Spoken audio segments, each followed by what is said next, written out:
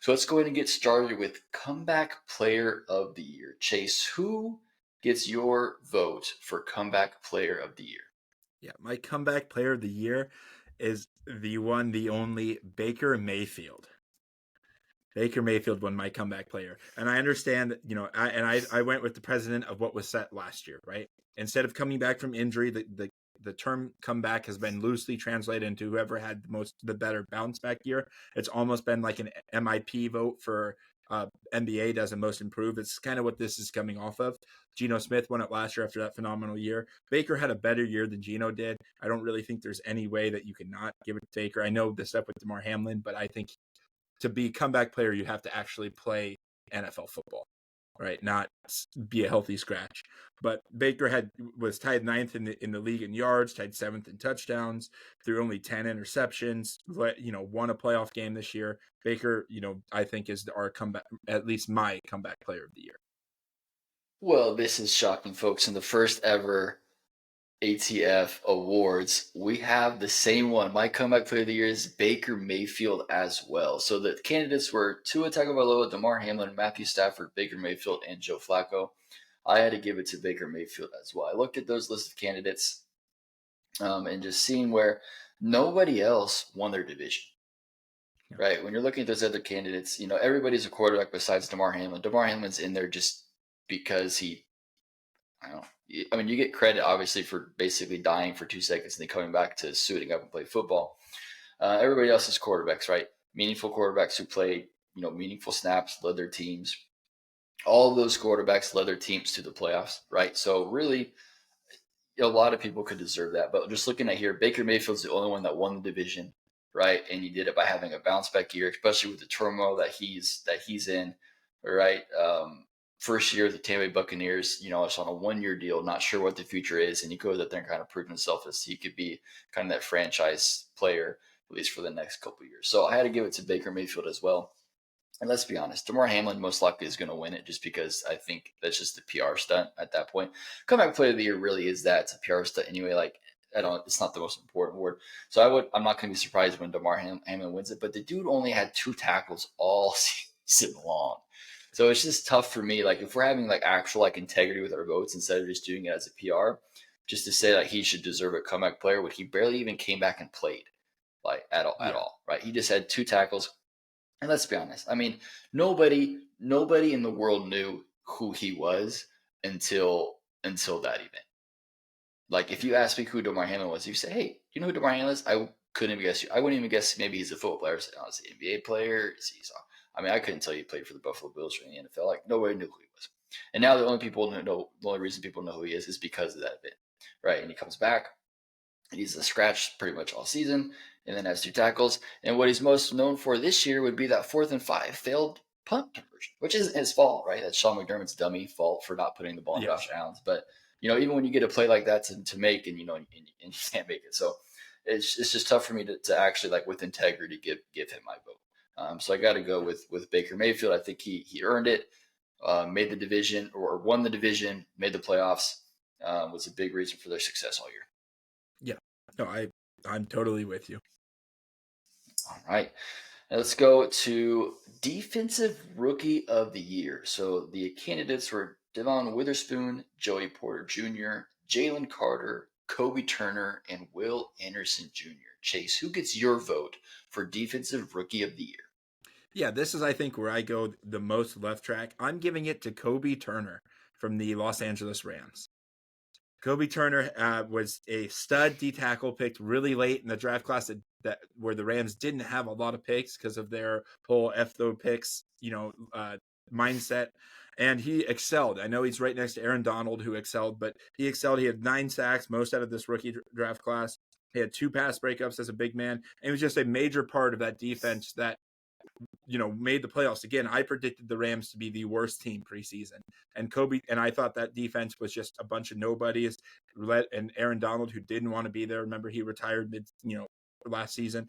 Come back. Kobe Turner was a big reason that defense stuck around and won games. Yeah.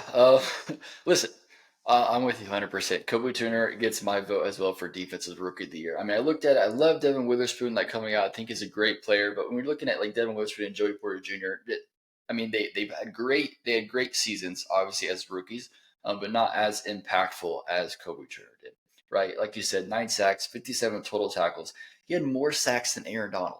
Aaron Donald only had 8 sacks. I can't remember last time Aaron Donald had less than double-digit sacks. Right, and Yeah. Kobe Turner was right there at 9 sacks. One more Aaron Donald. So anytime you're beating out Aaron Donald in a stat, that's impressive. Right, especially when you're there sharing the field with him. 9 sacks. I mean, Jalen Carter, Will Anderson Jr. had great seasons as well. Right, Jalen Carter, 33 total tackles, 6 sacks. Will Anderson Jr. 45 total tackles, 7 sacks. So they made good contributions to their team as well. But when we're looking at it, especially since they all kind of the same position, at least Carter and Tuner have the same position. Will Anderson Jr. coming off the edge, you're just looking at it there. I mean, 57 total tackles, 9 sacks. You're just beating out both of those, the biggest categories that you can have as a defensive tackle. So when you're leading that here in the rookie group, I got to give you that vote. So Kobe Turner, I think, definitely gets my vote for defensive rookie of the year, and I think he should win. Yeah, yeah, I think it's important when we say 9 sacks, right? Kobe Turner is a defensive tackle. Remember, Aaron Donald won Defensive Rookie of the Year with 11 sacks a couple years ago because sacks are hard to get as a defensive player. 3 technique, hand in the dirt. It's hard to get that. Kobe Turner got 9 sacks, more than Will Anderson did coming off the edge, which is easier to get the sacks. So I think Kobe Turner and being a later round pick, I think contributes into that, right? He wasn't one of those sought after, he had to fight for his starting spot. So I agree. Kobe Turner is a stud, and he deserves this. All right, congrats, Kobe Turner on Defensive Rookie of the Year. Let's go ahead and move into Offensive Rookie of the Year, and boy, is this a list! This might be the best list that we're going to talk about here. This was just phenomenal rookies on the offensive side of the ball. So we've got Sam Laporta, Jahmyr Gibbs, Puka Nacua, Bijan Robinson, and C.J. Stroud as our Offensive Rookie of the Year candidates. Chase, who gets your vote for Offensive Rookie of the Year? Yeah, I've wanted to give it to the Iowa tight end, right? Because tight ends are notorious for being really bad the first year in the league, right? It takes them a long time. Sam Laporta came in and looked like George Kittle reincarnated on that Lions team just right off the gate. But I went with the guy who I think deserves it the most, and that is playing the hardest position, C.J. Stroud. He was 8th in the league in yards, had 23 touchdowns, and only 5 interceptions. As a rookie with only 5 interceptions, 2 midway through the season, that is incredible. I think he would have been even higher up there and kind of separated himself if he played all the games. He had that nasty concussion at MetLife Field, but I went C.J. Stroud as my offensive rookie of the year. Yep. And my Offensive Rookie of the Year vote goes to C.J. Stroud as well. Listen, I think either one of these guys is deserving of this award because everyone was phenomenal. I mean, Puka Nacua especially, like coming off there, setting those records, as a rookie, most receptions and I believe most yards as well in their rookie season, if I'm not mistaken. Just phenomenal there. But when I look at like the impact, of the team, let's be honest, like you said, the quarterback is the most important position in football, right? For CJ Stroud to come in, throw 4,000 yards, 64% completion percentage, 23 touchdowns, and just 5 interceptions, comes in, wins the division, Chase. He comes in and leads his team to win the division to make the playoffs as a rookie quarterback.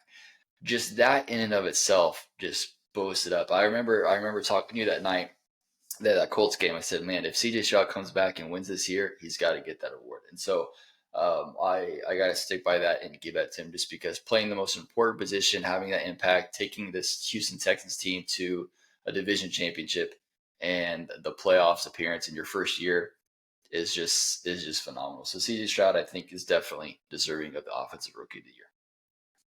Yeah. I think what stands out really is that he did so well without having the negative plays that we expect from a rookie, right? We look at back, even the good rookies that we've had, they throw a lot of interceptions, they make a lot of dumb mistakes. CJ Stroud was almost mistake free this year. And I think you should reward him for that. Yeah, absolutely. But man, we got to talk. We'll talk about this later and more in depth. We got to talk about that offensive class by the Detroit Lions. Yes, That rookie class is just phenomenal. I mean, 2 of them here, Laporta and Gibbs, as both potential candidates, and they both well deserve it. I mean, it's just insane. The Lions were on one this last draft. I think. Yes. Yeah, just had one of the best drafts in recent memory. Yeah.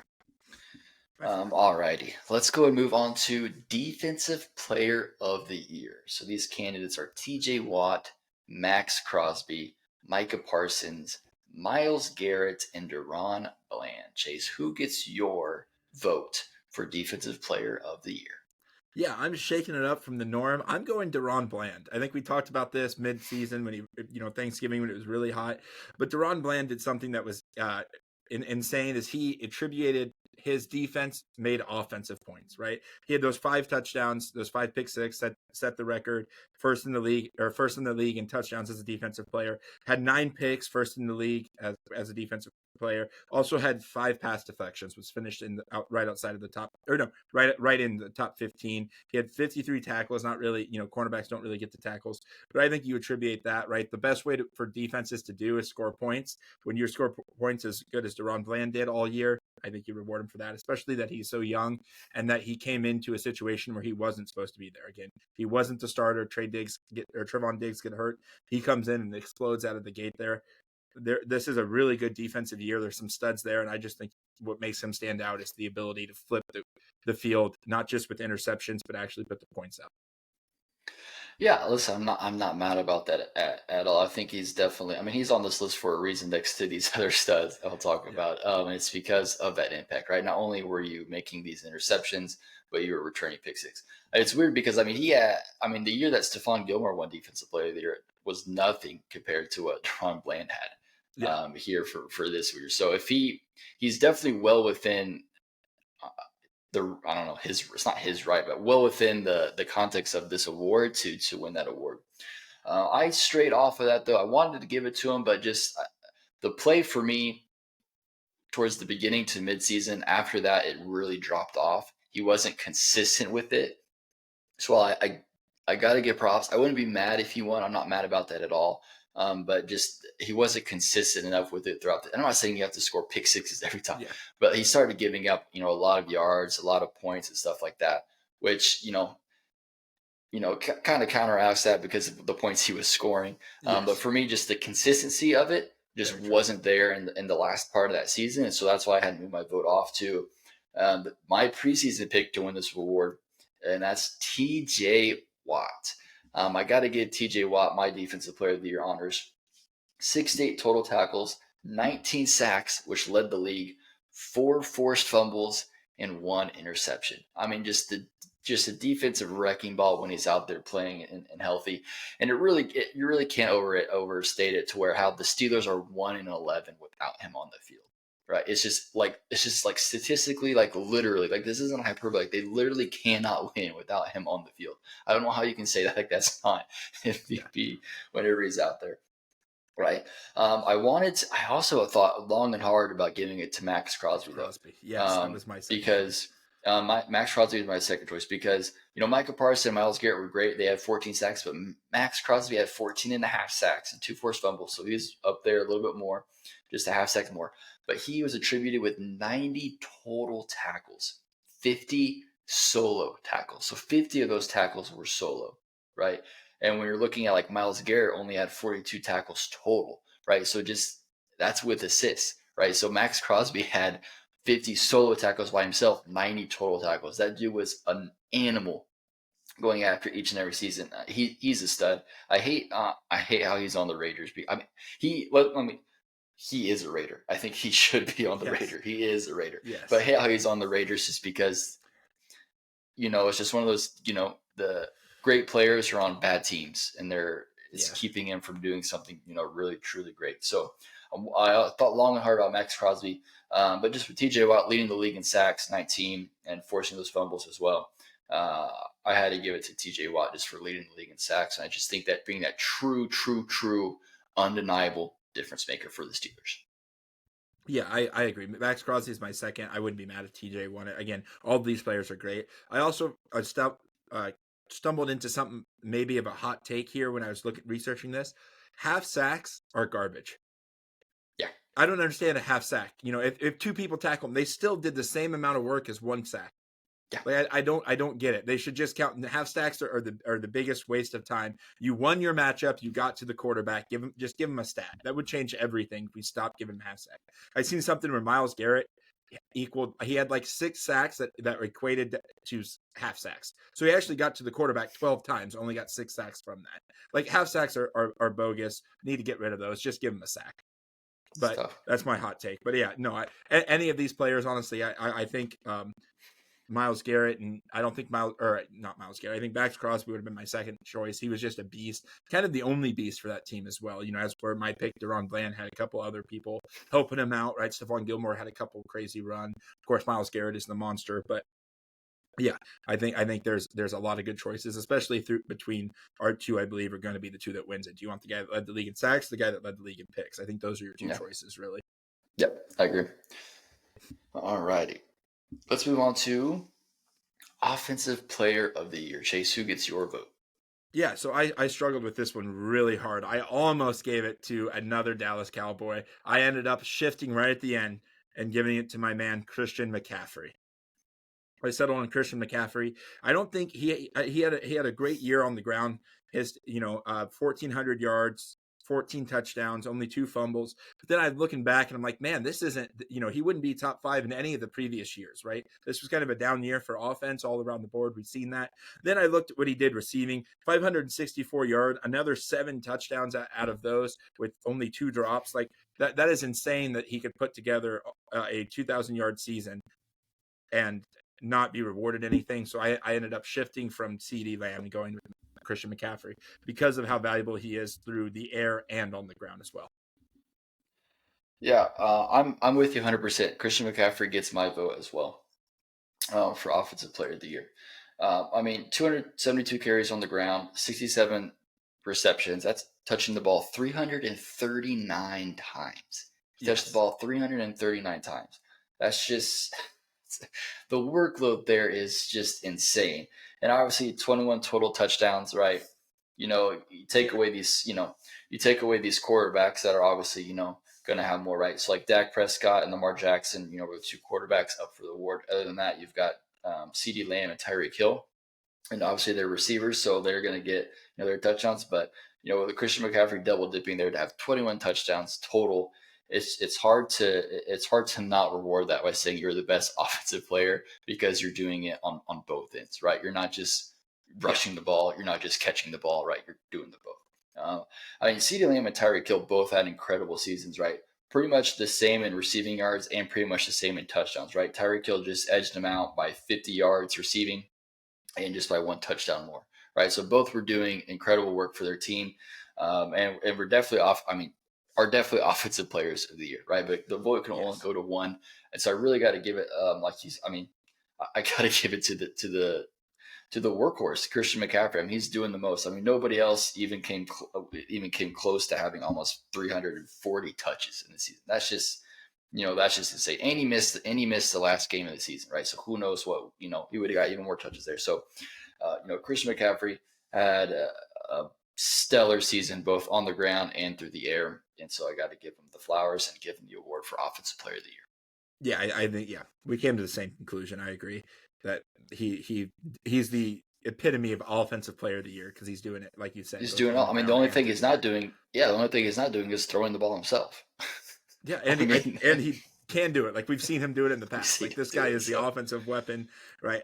I wanted to, it sucks that CD goes unnoticed, right? Because his year was insane. 135 receptions is crazy. I know it's not the record, but it's up there close, right? What is it? 15 off of the record. So absolutely insane. So, but that's how it goes. So McCaffrey is the no doubt. I think he honestly wins the award in real life as well. So yeah, I think people, the voters would be foolish not to reward him for that season for sure. A big reason why the 49ers are where they are. Yeah. All right, let's move on to Coach of the Year. So we've got 5 finalists here: John Harbaugh of the Ravens, D'Amico Ryans of the Texans, Dan Campbell, your favorite, of the Lions, Kevin Stefanski of the Browns, and Kyle Shanahan of the 49ers. Chase, who gets your vote for Coach of the Year? Yeah, I'm going with, I think, the obvious answer. But before I go there, I want to just put it out. It is absolutely wild that Matt LaFleur did not get a nomination for Coach of the Year for what he had to go through. We were in a rebuilding year, made the playoffs, I know they vote before the playoffs, so they, the Cowboy win doesn't count. But he also had, I mean, he had 2 7th-round cornerbacks starting most of the season, and we beat Dan Campbell and the Lions. We beat the Kansas City Chiefs with these guys as our starting. We went through injuries. We lost Aaron Jones. He only had 2 rushing touchdowns all season until we got to the actual playoffs. So, I mean, it was just phenomenal, crazy. Like, Dan Campbell coached his 1st-round picks better than Matt LaFleur coached his, 7th-round picks. I don't think so. But that said, I'm going with DeMeco Ryans as my head. It was my coach of the year. I don't think it's any surprise. He went 10-7, won his division as a first-year head coach, which is absolutely insane. I don't know the last time I've ever seen that a guy to come into a dysfunctional franchise and completely turn it around in 1 year. And he did it all with a rookie quarterback and honestly a really young team, right? But they had 2 rookies up for awards. Tank Dell, I think, would have been in the rookie conversation for offensive rookie if he would have stayed healthy. This guy completely shifted everything, got the guys around him, and I think he wins the coach of the year. He's given my vote at least. Yeah, I'm with you 100%. DeMeco Ryans is the coach of the year.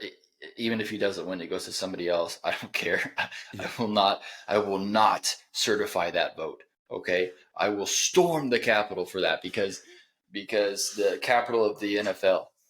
Just because Yeah. what DeMeco Ryans was able to do, it was just.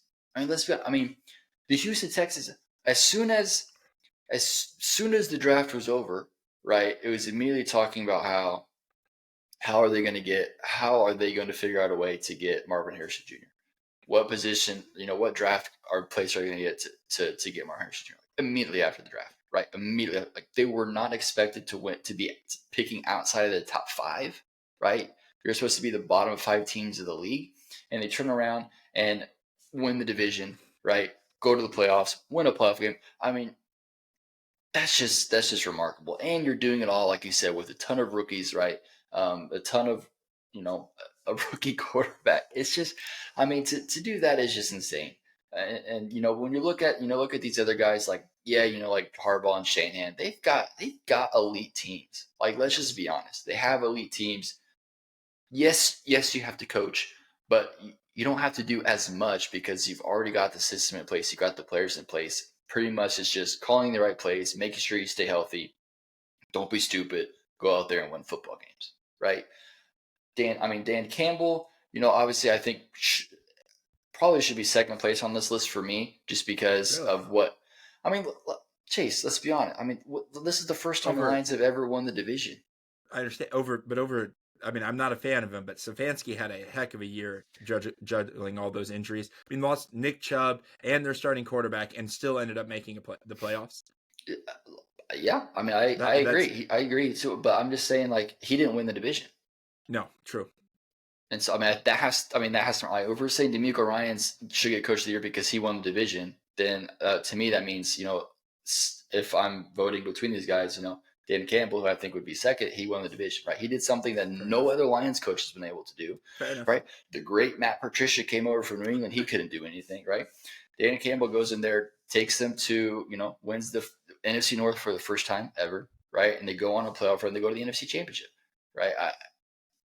I know you don't like the guy, and I respect it, but to me, just taking the Lions to a place they've never been before, right? As their leader, as their head coach, regardless if you don't like the guy or his coaching style or his sayings or anything like that, you got to respect that. So I'm going with DeMeco Ryan just because he did it with the rookie quarterback, and then my second vote would be Dan Campbell.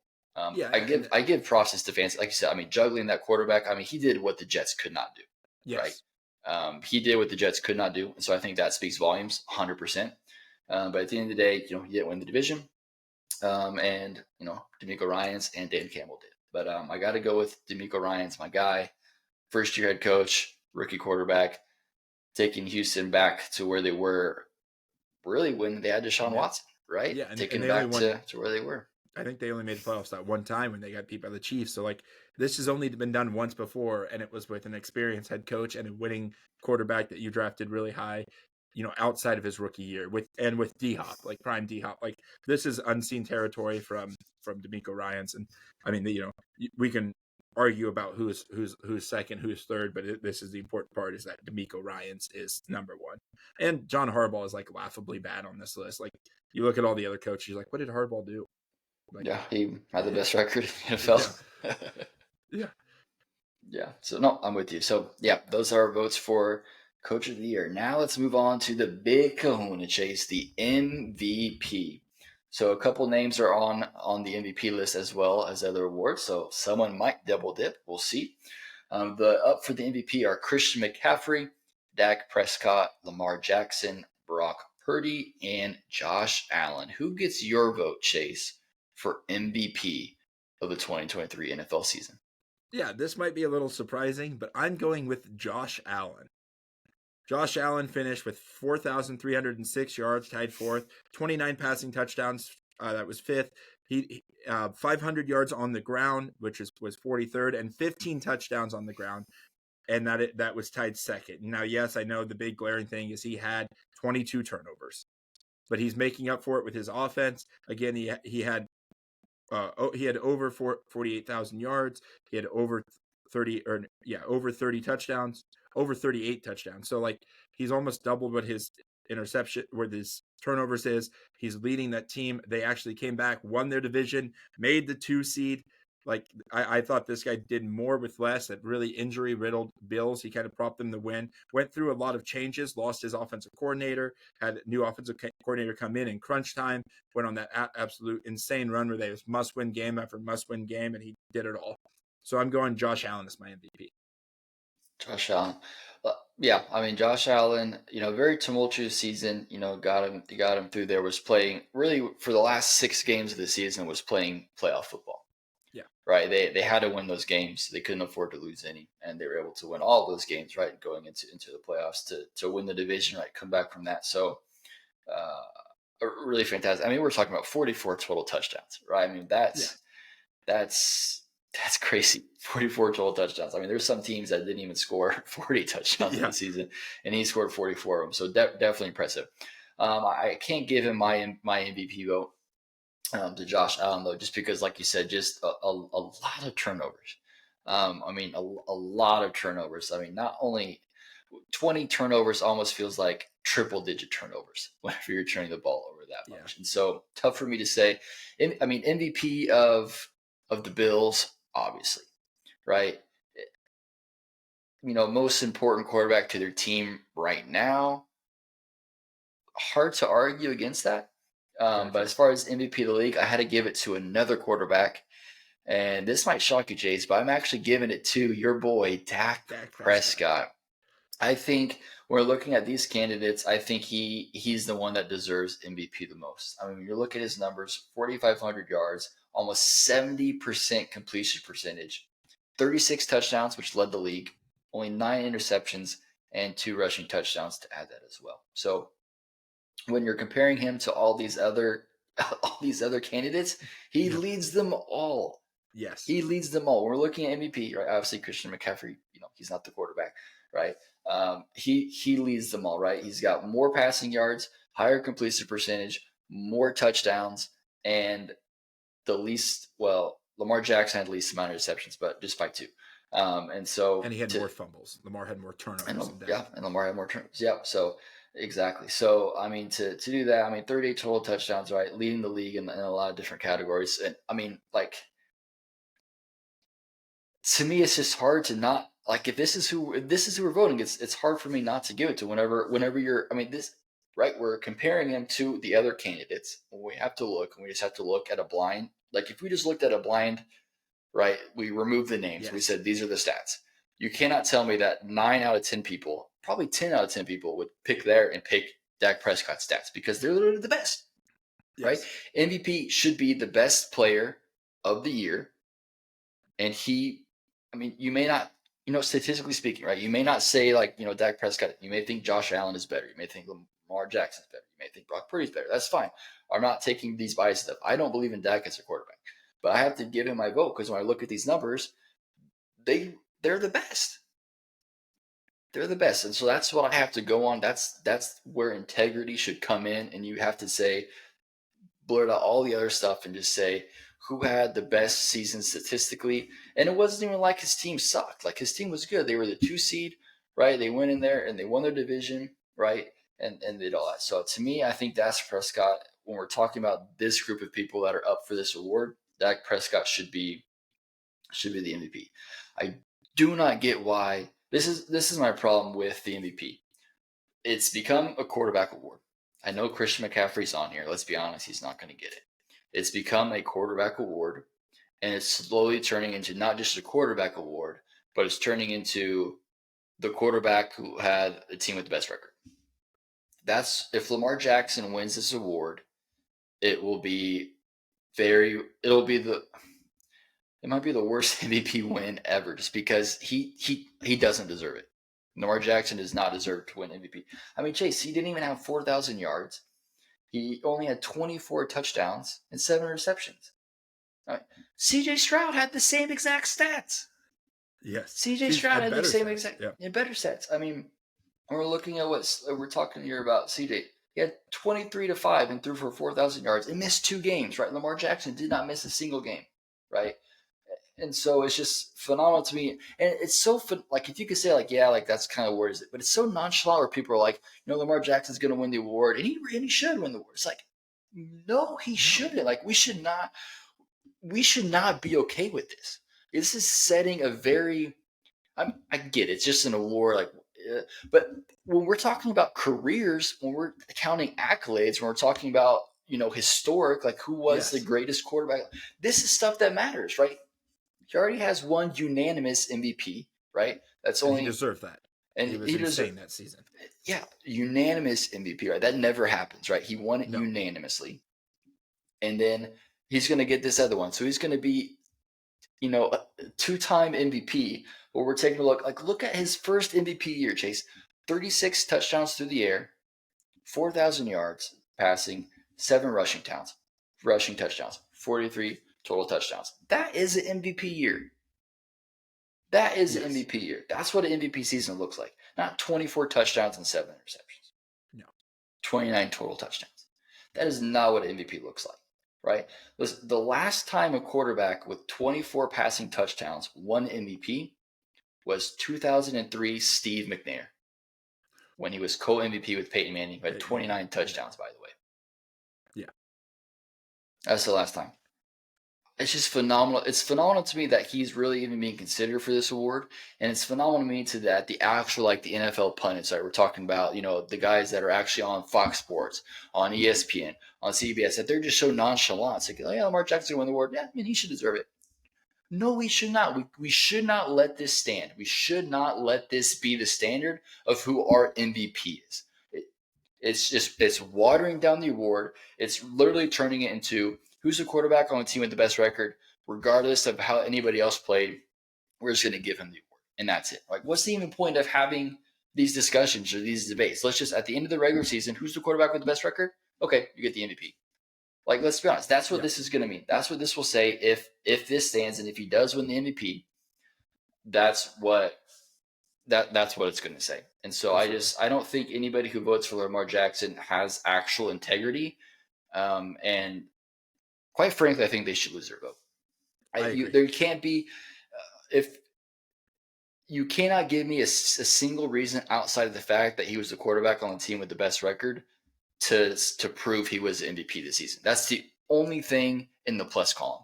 Everywhere else is in a minus column because everybody else was better. Chase, your quarterback was better. Jordan Love was better. Yes. He had 4,000 yards, the same completion percentage, 32 touchdowns, and 11 interceptions. And he had 4 rushing touchdowns on the ground. So he had 36 total touchdowns compared to Lamar Jackson's 29 touchdowns. Yeah. Like, what are we doing? Jordan Love has a more claim to the MVP than Lamar Jackson does. He's not even be considered for it.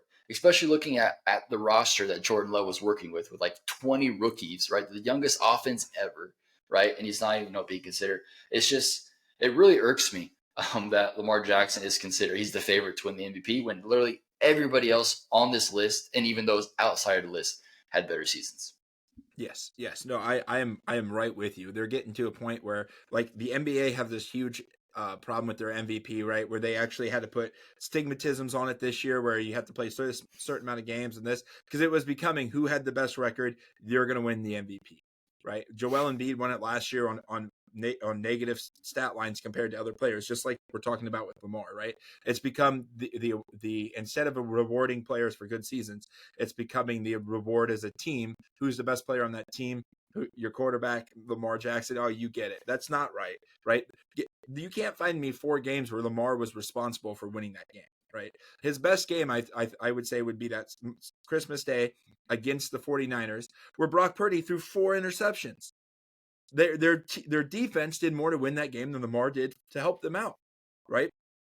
I mean, it was just insane, right? And then, of course, the vote's already in before the playoffs. But then we go to the playoffs, and the idea to keep the ball in your supposed MVP hand backfires big time, and that's mainly the reason you lost to the Chiefs. Like, it is just insane that. And I think the crazier part is not that even being considered, is that you mentioned these NFL analysts and these people with the votes are okay with it. They're like, yeah, Lamar's going to win the MVP, and that's what should happen because he had led this team to this blah, blah, blah, blah, blah. We need to stop. We need to take wins out of QB stat lines. There's no room for that at all, right? This is the most team game you've ever seen. That's why we have Brock Purdy in the Super Bowl, right? Brock Purdy is not responsible for his team winning. You know, whatever you think about Brock Purdy, whether you think he's top 10, whether you think he's bottom 10. I don't think he's bottom 10, but I think he's closer there than the top. No matter what, you know that Brock Purdy is not the reason the 49ers are in the Super Bowl, right? They're loaded with talent. So is that Ravens team. And that's what shows through Lamar stats, right? They won games even though Lamar did not have a top 10. Lamar was not a top 10 quarterback this season. How can he win the MVP? Yeah, it's just shameful. All I have to say that I think that they should really reconsider how they view the MVP award. Right, I think if we view the MVP award differently, this fixes a lot of issues. But because of the how we're starting to view the MVP award, just basically strictly focusing on quarterbacks, you have to go in obviously to like kind of like you said, you have to go into who's the quarterback with the best record, just to kind of like differentiate that. And it sucks because it's taking this away from other people that deserve it more for sure. Yeah. All right.